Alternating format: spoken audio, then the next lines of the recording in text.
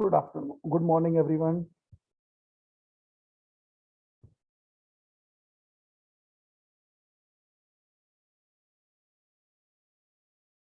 Good morning.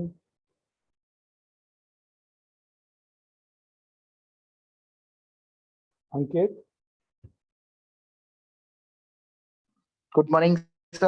हाँ, good morning. मैंने कहा एक ही बच्चा हमारा क्वेश्चन पूछता है, आंसर करता है, अंकित। बाकी तो सब सोते रहते हैं। बेटा, जो एक MNG 1 नाम की पीपीटी थी वो मैंने शेयर करा दी थी। कुछ और पीपीटी में आपको शेयर करा दूंगा, ये वाली है ना। तो मेरे को एक व्हाट्सएप मैसेज डाल देना, तो मैं जो जो क्लास के सेक्शंस के स्टूडेंट्स हैं मैं उनको शेयर करा दूंगा पीपीटी। MNG 1 वाली पीपीटी सबके पास है ना? Yes MNG sir. पर, हाँ, MNG 1 वाली सबके पास है। बाकी ये दो दो और तीन बचे हुए हैं जो जिसमें इंटेलेक्चुअल प्रॉपर्टीज हैं और इसमें साइबर लॉ और सेक्शंस हैं। ये वाली मैं आपको और शेयर करा दूंगा। मेरे को व्हाट्सएप पे मैसेज डाल देना तो मैं शेयर करा दूंगा, ठीक है। और आज या कल, आज या नेक्स्ट लेक्चर का सिलेबस को कंप्लीट करा देंगे। If you have any doubt you may ask, otherwise we will start with revision. Starting से फिर मैं रिवीजन स्टार्ट करा दूंगा क्लास से, ठीक है। बाकी मैं क्विज लेता ही रहता हूँ। अगर आपको क्विज क्वेश्चंस अटेम्प्ट कर पाओगे तो एग्जाम में ऑब्वियसली इतना डिफिकल्ट नहीं आता यार। नॉर्मल कंप्यूटर साइंस के स्टूडेंट तो आप लोगों के लिए तो खैर ईजी है। प्रॉब्लम आती है सिविल के साथ, इलेक्ट्रॉनिक्स इलेक्ट्रिकल के साथ, बिकॉज उनको बेसिक चीज़ें नहीं पता होती हैं। चलिए स्टार्ट करते हैं। स्टार्ट करें या वेट कर लें? अभी 160 स्टूडेंट है।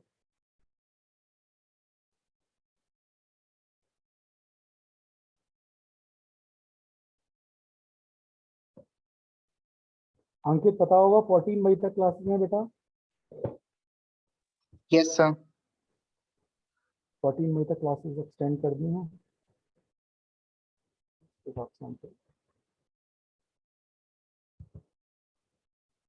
चलिए, सेक्शन 66। सेक्शन 66 का पर्पस क्या था बेटा? Hacking with computer systems. So information residing in a computer resources must be either in destroy, deleted, alter, diminish in value or utility or affected injudiciously. तो जनरली पर्पस क्या था है इसका? Section 66 का, अगर कोई बंदा विदाउट परमिशंस आपके सिस्टम की रिसोर्सेज को यूटिलाइज करता है, डिलीट करता है, अल्टर करता है या मॉडिफाई करता है, तो according to the section 66 he or she is punishable 3 year or fine up to 2 lakhs. Next section था हमारा 67। Publications or transmitted in the electronic form any material which contains sexually explicit act or conduct. तो generally अगर कोई भी बंदा किसी भी persons की इमेजेस को या डिजिटल कंटेंट को पब्लिक फोरम पे विदाउट, ये तो परमिशन कोई देता ही नहीं है, नॉर्मल सी बात है, बट हाँ वो पोस्ट करता है जिसकी वजह से मेंटल हरेसमेंट होता है, जो प्रॉब्लम होती है, तो according to the section 66 he is punishable 2 to 5 year jail और 1 lakh rupees fine. Second subsequent क्या था इसका कन्विक्शन का? 7 to 10 years jail and 10 lakh rupees punishment fine. Some other sections, section 65 tampering with computer sources document. Generally अगर आप किसी भी document को टेम्पर करते हैं, चेंजेस करते हैं, सपोज मान के चलिए, इसीलिए हम लोग डिजिटल सिग्नेचर का भी यूज़ करते हैं और वाटर मार्किंग का भी यूज़ करते हैं। वाटर मार्किंग जनरली क्या डिफाइन करता है कि सपोज दैट आपकी इमेज है, if any person is tampering your image, cut and copy and paste और चेंज करता है, तो अकॉर्डिंग टू द 66 सेक्शन के अकॉर्डिंग वो पनिशेबल है 3 years jail and 2 lakh rupees fine. तो जनरली इसको प्रिवेंट करने के लिए, टैंपरिंग को प्रिवेंट करने के लिए, अगर मैं नॉर्मल बात करूं टेक्स्ट मैसेजेस की, तो we are using the MD5 और SSE algorithm to maintain the integrity of data. But while we are discussing about the images we need to use watermark. watermark क्या होता है बेटा? डिजिटल वाटरमार्क एक image के पीछे ही हम लोग इमेज हाइड करते हैं, उसको डिजिटली कन्वर्ट करते हैं और हर पिक्सल्स के पीछे उसको हाइड कर देते हैं। If any persons try to modify or try to tamper your image, you can claim that okay, this person is tampering my image or my data or my information. Section 69, interceptions, monitoring of any information regarding the integrity, security or defense of India, friendly relations with foreign countries. तो generally इसका purpose क्या था बेटा कि अगर कोई भी user, unauthorized user या अटैकर या अपोनेंट्स किसी भी मैसेज को इंटरसेप्ट करता है विदाउट परमिशन, जैसे हम लोग वाईशार्क टूल यूज करते हैं पैकेट्स को कैप्चरिंग करने के लिए, HTTP के थ्रू जा रहा है तो ऑब्वियसली जो यूजर आईडी पासवर्ड है वो डायरेक्टली आपको मिल जाते हैं. If message is encrypted form, the attacker is try basic algorithms for identifying the user ID as well as password or information.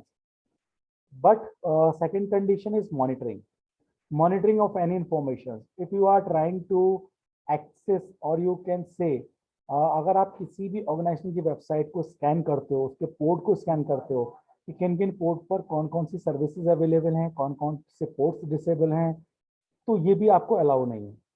जो वल्नरेबल वेबसाइट्स हैं जैसे test-vulnerable.php आप गूगल पर डालिए वल्नरेबल वेबसाइट्स, वो वेबसाइट्स उसी लिए डिजाइन की गई हैं जिसकी हेल्प से आप लर्निंग पर्पस के लिए उनको यूटिलाइज कर सकते हो, अटैक करके देख सकते हो, क्रॉस साइट स्क्रिप्टिंग अटैक कर सकते हो, एसक्यूएल इंजेक्शन कर सकते हो, lot of attacks you can perform.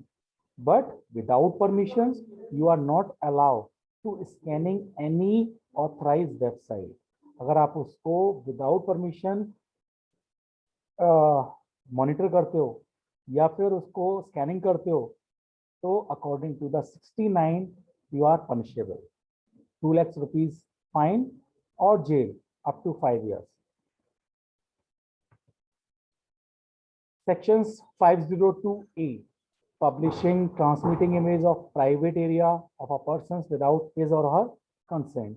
अगर आप किसी की images को without permission यूटिलाइज करते हो, जैसे आज की डेट में अगर आप देखना कि अमिताभ बच्चन की है या शाहरुख खान की है, किसी की, जितने भी कंपनीज जो प्रोडक्ट को मैन्युफैक्चरिंग करती हैं या ब्रांडिंग करती हैं या मार्केटिंग करती हैं, they need to take first concern.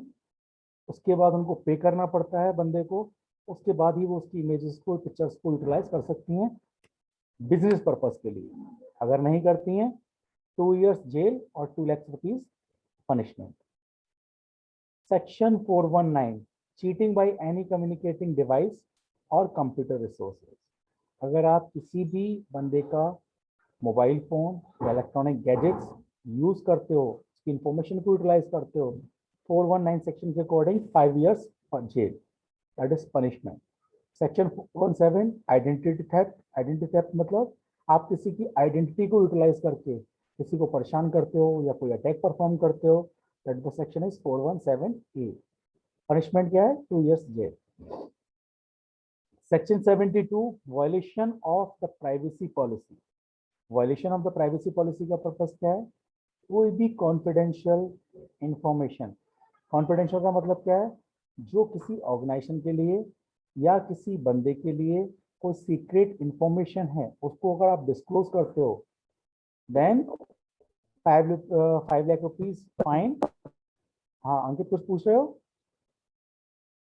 You asking something? No, sir, that was not me.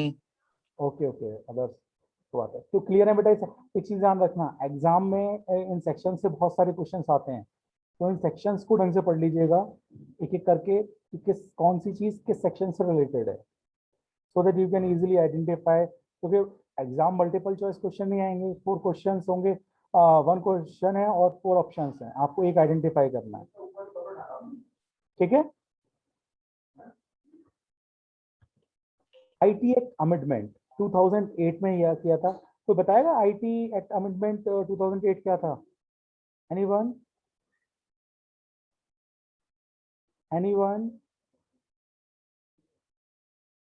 चलिए, information technology amendment act 2008. IT act 2000 के बाद अमेंडमेंट हुआ किसमें? 2008 में. तो 23 December 2008 it received the assent of President of India on 5th February 2009. So IT Act Amendment 2008 क्या define करता है बेटा?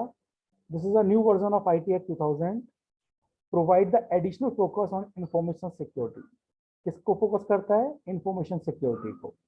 इंफॉर्मेशन सिक्योरिटी का मतलब क्या है? While we are transmitting any information that should be secure, unauthorized user are not able to access your credentials, your secret informations.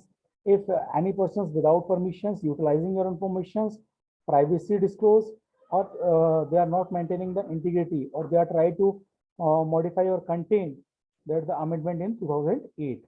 तो उनके अंदर 2008 के अंदर कंडीशन क्या थी कि जितने भी हमारे इलेक्ट्रॉनिक गैजेट्स हैं या इलेक्ट्रॉनिक डिवाइसेस हैं, इलेक्ट्रॉनिक इंफॉर्मेशन हैं, इनको हम एज अ एविडेंस यूज कर सकते हैं।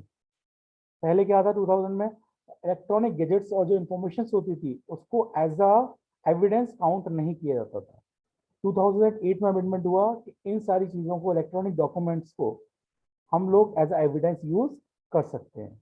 So in this 2008 amendment 124 sections and 14 chapters.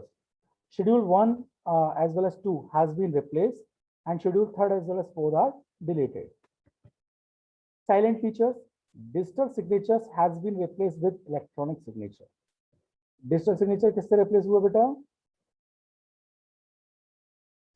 Digital signatures has been replaced with electronic signature. In the signatures, we are using different category of algorithms so that they are maintaining the integrity, authentications, authorization of the data. Optionally, they are providing the confidentiality. Generally, electronic signature और digital signature हमारे इसलिए use होते हैं authentication के लिए, authorization के लिए, और to maintain the integrity. So section 67 of the old act is amended, as well as section 66A or 66F prescribe punishments for absence of electronic message transmissions as well as cyber terrorism. Cyber terrorism क्या है बेटा? Anyone? What is cyber terrorism? Ankit? The terrorism that is done by any electronic device like computer, sir, or any other electronic gadget, sir, or any illegal activity, sir. देखो generally होता क्या है कि जितनी भी हमारे कंट्रीज हैं भाई, अगर डायरेक्टली वो फोर्स से उनके पास नहीं कर पा रहे हैं तो क्या करते हैं? इलेक्ट्रॉनिक, और we can say cyber terrorism.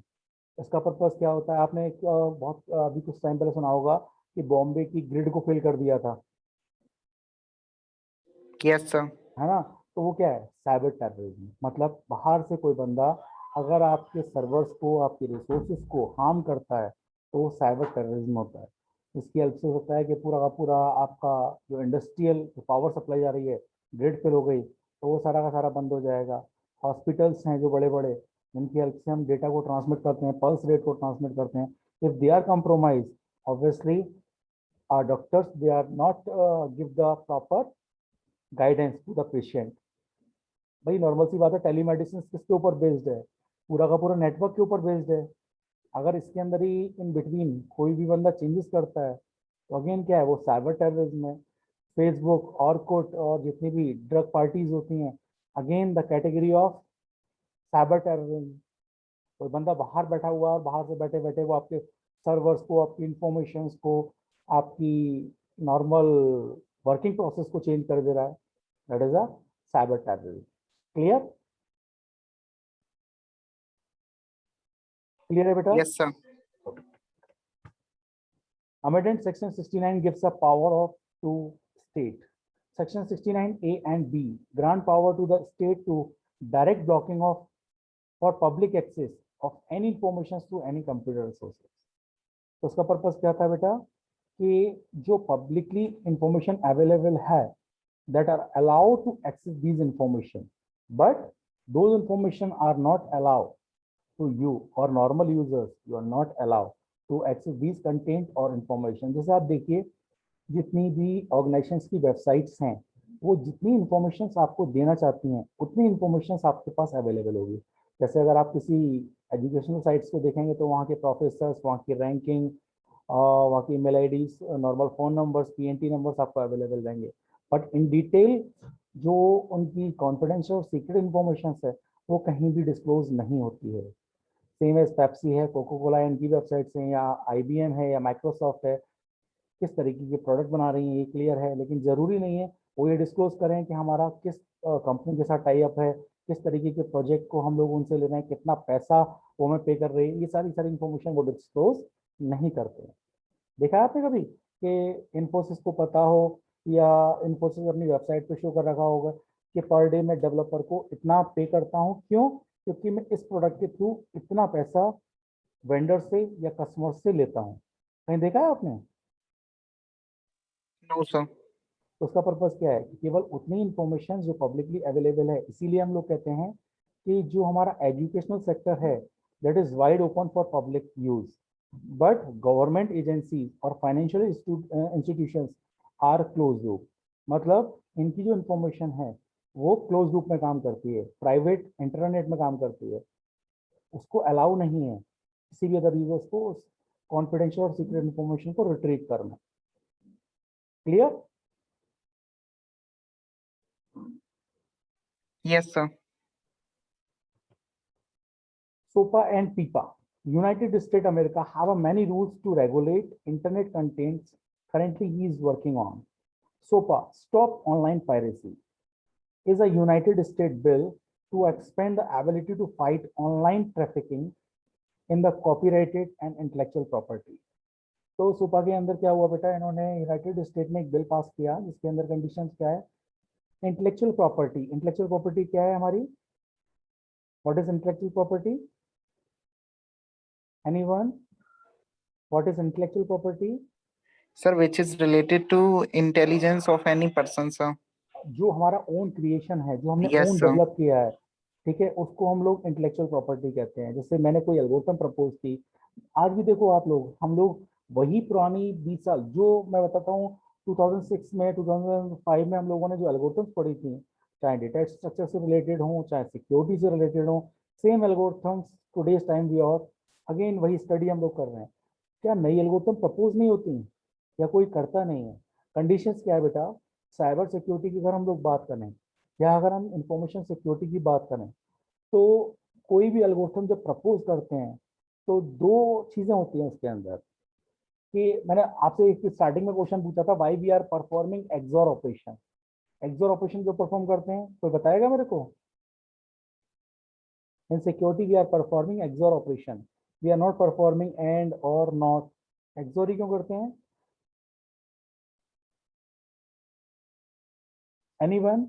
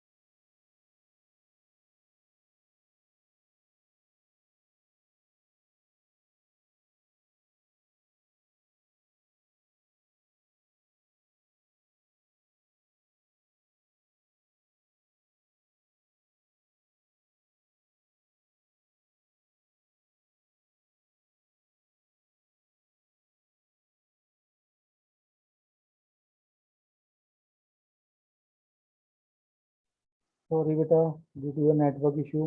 हाँ अंकित, मैंने एक क्वेश्चन पूछा था, why we are performing XOR operation. Ankit, मेरी वॉइस आ रही है बेटा? अंकित, देखिए, एक्सोर ऑपरेशन बेटा हम लोग क्यों यूज करते हैं? क्योंकि एक्सोर ऑपरेशन फॉलो करता है आपका reversible property. Reversible property means we need to perform encryption, receiver side we need to perform decryption. That's why we are performing XOR operation. Clear? PIPA, protect IP act is proposed by law of US government. Intellectual property act ने propose किया PIPA. World as well as cyber law. The Great Firewall of China monitor every movement in cyberspace and protect to publish any offensive content. China have a hold on every content which is harmful or dangerous for the government of China. Brazil is considered world biggest airport of hackers. Iran is also dangerous country for the netizens. He has also a crime police unit for a crime in cyberspace. तो generally जितने भी हमारे different different countries हैं, they are using different cyber law related to the intellectual property, related to the information. बहुत सी countries में Facebook allow नहीं है, ऑर्कुट अलाउ नहीं है. जो आपकी नॉर्मल साइट्स हैं जिनको हम बोलते हैं सोशल नेटवर्किंग साइट्स, वहाँ अलाउ ही नहीं है एक्सेस करना. We are living in highly digitalized world. So all the informations that are transferred with the help of computer network, we need to use best security services as well as mechanisms to prevent our confidential or secret information. So this is a responsibility of the organizations. Those are implementing these services for vendors or customer or any specific organizations. So they need to provide a specific solution for a specific problem. All the companies depend upon their computer network and keep their vulnerable data in electronic forms. So government forms, including income tax return, company law forms, etc., are now filled in electronic forms. So consumer are increasing using credit cards for the shopping. Obviously, in present scenario, we can see most of the users, they are utilizing the web-based applications for purchasing goods and services, and that while they are purchasing any goods and services, may be possible the debit card, credit card, these credentials are compromised. So government define a set of rules as well as set of policies for customer. They need to use in your own computer systems, own network. There is no need to use public Wi-Fi, public network for financial transactions. If you are using, maybe possible your system is compromised. Again, second category, awareness programs they are arranging. You need to, there is no need to share your OTP, your password, your banking information, your account number, all these details. After that, if again, customer are not changing their password, so that while you are using any online fund transfer, either SBI or PNB or whatever, you need to change your password after 3 months. Her 3 month में आपको अपना password change करना है. मैंने आपको पहले भी बताया था पासवर्ड 3 महीने में चेंज करने का कंसेप्ट क्या होता है बेटा. होता क्या है कि if you are using 8 digits password, in 8 digits password, one is capital alphabets, some small alphabets, digits and special symbol. So A to Z 26 alphabet, तो domain हो गया मेरा 26. Small A to Z alphabets, again 26 modulus, 26 plus 26 कितना हो गया 52. Then 0 to 9 digits 62. उसके बाद special symbols. In present scenario, we can see most of the users, they are using either hash or at the rate as a special symbols. अभी आपने देखा है किसी ने स्पेशल सिंबल के लिए नॉट यूज किया हो, कुछ और सिंबल यूज किया हो. जनरली हम लोग स्पेशल सिंबल क्या यूज करते हैं, एट द रेट और या हैश, यस और नो. Yes, sir. तो जनरली बेटा होता है क्या है कि भाई जैसे आप जानते हैं ऐसे ही अटैकर भी तो जानते हैं. उनको भी पता है कि जितने भी लोग हैं जो नॉर्मल याद रखते हैं वो एट द रेट या फिर हैश का यूज करते हैं. तो अगर आप इसके अलावा कोई और सिंबल्स को यूज करते हो as special symbols, obviously your password is secure. तो जितना डोमेन इंक्रीज करता जाएगा बेटा, उतना ही आपका पासवर्ड सिक्योर होता चला जाएगा. जितना आप छोटा पासवर्ड रखेंगे उतना ही उसके कंप्रोमाइज होने के चांसेस बढ़ जाते हैं. Clear. Most of the people are using email services, cell phone, SMS, message for communication. Even now, cybercrime cases, important evidence is found in computers, cell phones. In the case of divorce, murder, kidnapping, organized crimes, terrorist operations, counterfeit currencies, all these things. तो आपने देखा होगा cyber crime का purpose यही नहीं है खाली. इनका पर्पज क्या क्या है बेटा, कंप्यूटर सिस्टम्स आपका यूज हुआ है as a tool, cell phone as a use हुआ है किसी भी मर्डर के लिए, किडनैपिंग के लिए या क्राइम के लिए, all the category in cyber law. हाँ, आईपीसी की पैनल के अकॉर्डिंग पनिशमेंट है अगर किसी का मर्डर होता है, but they need to take a help of cyber expert to identify the cell phone details as well as chatting details और other things. Since it touches all aspects of transactions as well as activity on a concerning the internet, the world wide web and cyberspace, therefore for cyber law is extremely important as well as necessary. क्योंकि आज की date में हर चीज computer के through ही, network के through हम लोग transmit कर रहे हैं, यूटिलाइज कर रहे हैं, तो that cyber law is most important part. तो बेटा ये सिलेबस हो गया आपका कंप्लीट। नेक्स्ट लेक्चर से मैं फिर स्टार्टिंग से आपको रिवीजन कराना स्टार्ट करूंगा। तो if you have doubt you may ask. Ankit, any question, any doubt you may ask? No sir, but sir कुछ अगर एमसीक्यूज आप सेंड कर दो सर, उससे हेल्प हो जाती सर थोड़ी। बेटा एमसीक्यू तो मैंने बताया ना, साइबर सिक्योरिटी का सिलेबस है, मैं आपको सिलेबस व्हाट्सअप कर सकता हूँ। सिलेबस के अकॉर्डिंग आप गूगल पे डालिए, बहुत सारे क्वेश्चंस मिल जाएंगे। क्योंकि ओके सर। मैं बताऊँ आपको, साइबर सिक्योरिटी इतना ब्रॉड एरिया है ना। आप अगर ये कहो कि सर मैं आपको 200 क्वेश्चन या 500 क्वेश्चन भी दे दूंगा, तब भी आप ये नहीं कह पाओगे कि सर इसी में से पॉसिबिलिटी है। इसीलिए मैं आपके साथ जो नॉर्मल क्वेश्चंस आते हैं, जो होते हैं, मैं आपके साथ क्विज की हेल्प से शेयर कराता रहता हूँ। जो बच्चे अच्छी तरीके से क्विज देते हैं, obviously they are attempting exam easily. Okay sir. इसीलिए मैंने सबसे पहले क्रिप्टोग्राफी बेसिक फंडामेंटल डिस्कस किए, उसके बाद फिर हम लोगों ने कॉपीराइट वगैरह डिस्कस किया, उसके बाद cyber law in India, cyber space, sections, ये सारा का सारा हम लोगों ने डिस्कस कर लिया। अगर बेटा आपका कोई डाउट हो तो मेरे से पूछ लीजिए। नेक्स्ट लेक्चर से we will start with revision. Revision कराऊं या नहीं कराऊं? रिवीजन करने से बेनिफिट ये रहेगा बेटा, बहुत से बच्चे करा दो सर। सर सारी प्रेजेंट लीव में कन्वर्ट हो रही हैं। मेरे समझ में नहीं आया बेटा, क्या कर रहे हो तुम? लीव में कन्वर्ट हो रही हैं? तो सर मैं ये कहना चाह रहा था सर, मेरी जितनी भी प्रेजेंट मार्क थी अटेंडेंस, सारी की सारी ऑटोमेटिकली लीव में कन्वर्ट हो गई हैं। लीव में प्रेजेंट कन्वर्ट हो भी गई नहीं हैं? शो रही। Yes sir. ऐसा क्यों? पता नहीं सर।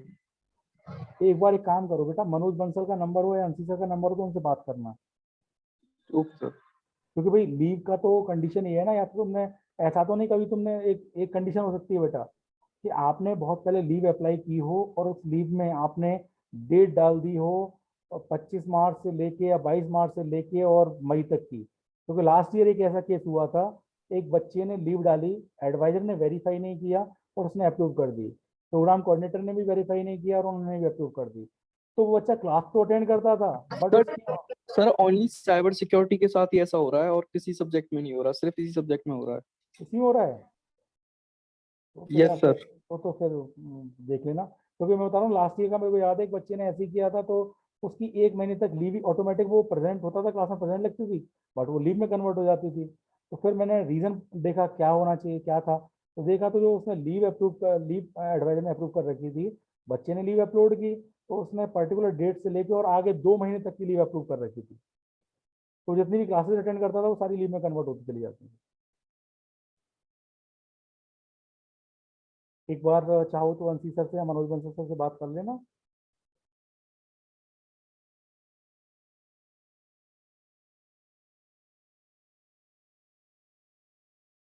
और कोई क्वेश्चन और कोई doubt in your mind you may ask. बाकी मैंने आप लोगों को बोल ही दिया है, मैसेज भेज देना मेरे को। अंकित एक मैसेज भेजो बेटा मेरे को ओके सर। व्हाट्सएप। मैं अभी आपको पीपीटी शेयर करा देता हूँ।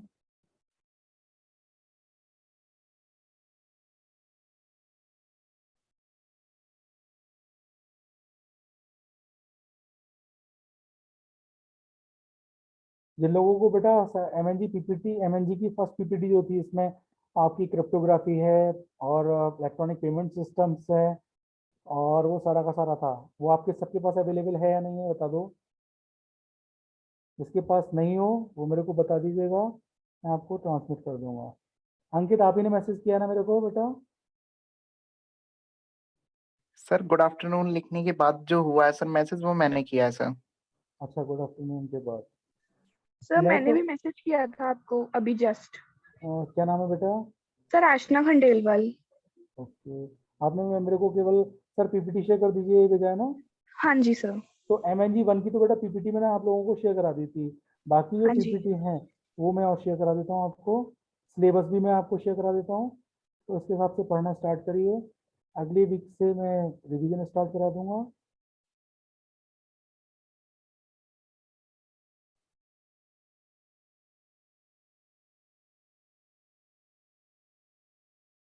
अंकित तुम्हारा मोबाइल नंबर 110 लास्ट में बेटा।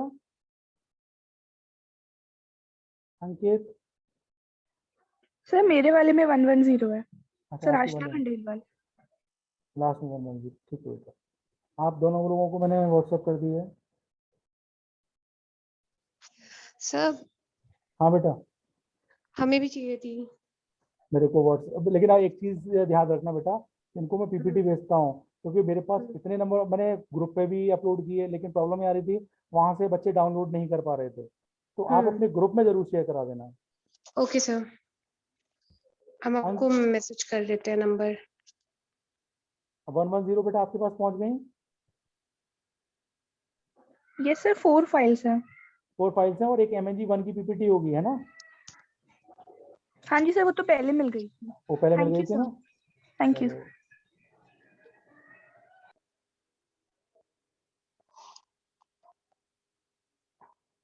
सर मेरे वाले पे कर दीजिए, लास्ट में 871 है। अभी मैं बेटा देखता हूँ 852 अंकित को भेज दिया। क्या नंबर है बेटा अभी का मेरे पास? क्या है ना, वो क्या है आपका? 871 है सर लास्ट में। 871 मेरे पास नंबर, मैसेज डाल दो मेरे को कभी रिसेंटली।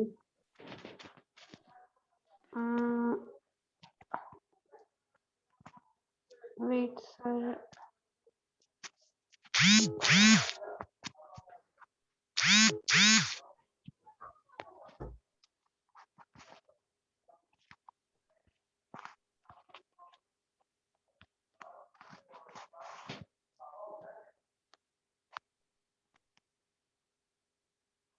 हाँ अंकित अपने क्लास ग्रुप में बेटा, और ये जो 852 है बेटा आप लोग अपने ग्रुप्स में शेयर करा दीजिएगा तो बच्चे पढ़ लेंगे इनको।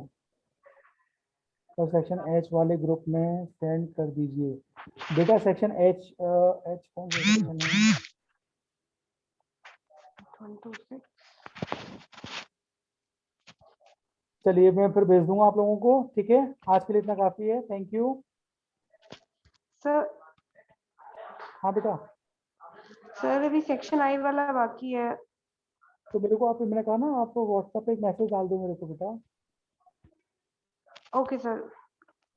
मैं आपको शेयर करा दूंगा।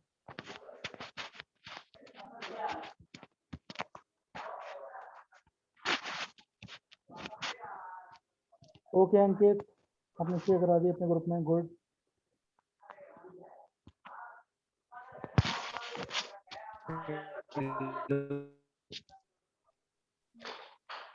Hello sir. हाँ बेटा सर मैंने क्लास 10 मिनट लेट ज्वाइन किया है सर, तो 10 मिनट रुक सकते हो आप? 10 मिनट रुके रहेंगे बेटा, हम तो ऑन सर कर देंगे। तुम्हारा कितने पे कंप्लीट होगा, कितना टाइम हो गया आपको? 20 मिनट्स की सर अटेंडेंस लग जाती है ना? सर यस एक्चुअली वो डिस्कनेक्ट हो जाती है ना बाद में, ऊपर पोर्टल भी नहीं चल रहा था इसलिए लेट हो अच्छा गए थे। आपका इसमें दिखा रहा होगा कितना टाइम हो गया आपका, ड्यूरेशन देख लो, चेक करो। तो 40 मिनट होगी सर, 41 तक या 40 तक हो जाएगा। हाँ तो चलो ठीक है, मैं 45 पे करने को कर दूंगा। ओके सर, थैंक तो चलो बाकी PPT वगैरह हो गई सबको? You. Yes sir sir. Exam online होंगे सर? यार कंडीशन के हिसाब से तो लग रहा है ऑनलाइन ही होंगे, और ये MNG का तो वैसे भी ऑनलाइन ही होता है इसका तो। 50 क्वेश्चंस रहते हैं बेटा इसके अंदर, और 100 मार्क्स का एग्जाम होगा, हर क्वेश्चन 2 मार्क्स का है। आपको 50% इसमें लेके आने हैं, बस ये चीज ध्यान रखिएगा।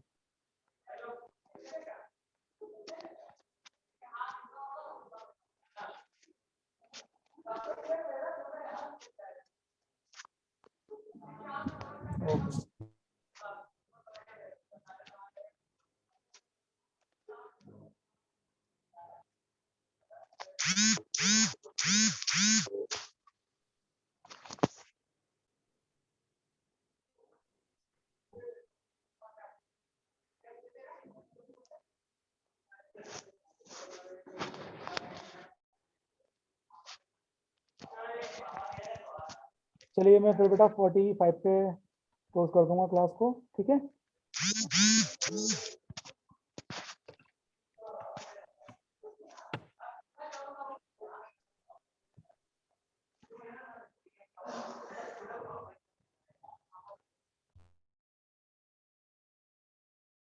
अले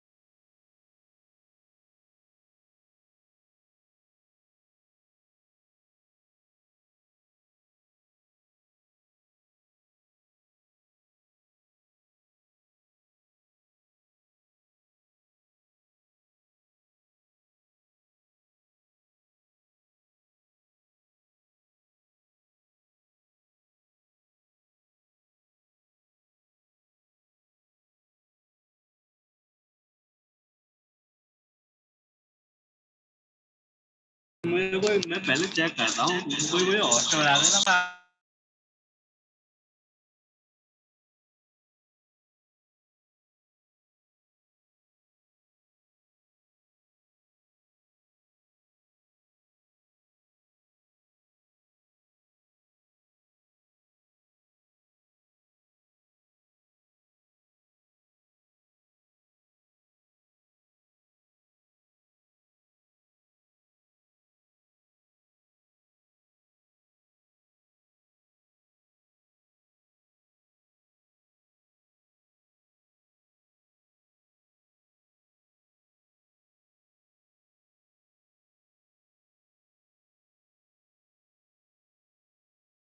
चाइनीज